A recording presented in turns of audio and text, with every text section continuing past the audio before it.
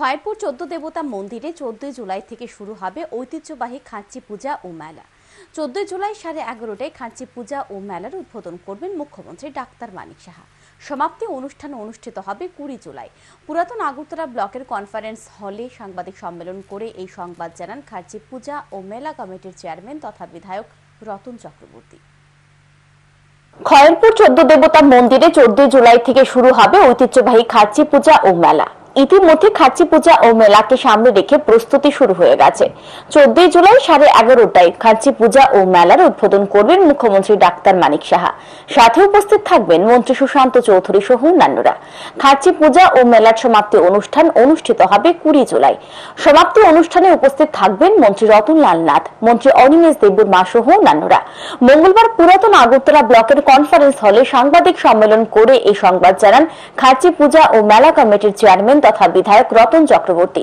সাংবাদিক সম্মেলনে তিনি আরও জানান, খাঁচি পূজা ও মেলায় বৃষ্টি একটা বাধা হয়ে দাঁড়ায়।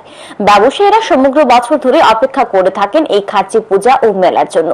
খাঁচি পূজা ও মেলা এবারের থিম সবুজই ভবিষ্যৎ।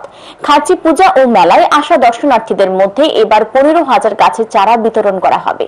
খাঁচি পূজা ও মেলার প্রচারের দায়িত্বে রয়েছেন পর্যটন দপ্তর। খাঁচি পূজা ও মেলায় অন্যান্য বছরের ন্যায় এবছরও সাংস্কৃতিক অনুষ্ঠানের ব্যবস্থা রয়েছে।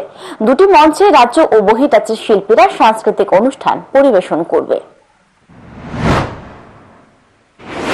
যেহেতু এটা একটা বিশাল সময় নিয়ে এই মেলা এবং পুজো অর্চনা হয়, তো সেই কারণে এটা প্রিপারেশনও অনেকদিন আগে থেকেই শুরু করতে হয় এবং সেইভাবে সরকারের সমস্ত দপ্তরগুলোর এখানে ভূমিকা থাকে।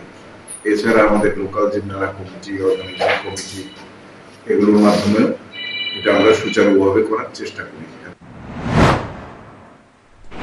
খাঁচি পূজা ও মেলার মঞ্চে এলাকার প্রতিভাবান ছেলে, মেয়ে ও দিব্যাঙ্গদের সংবর্ধনা প্রদান করা হবে বলেও জানান বিধায়ক রতন চক্রবর্তী।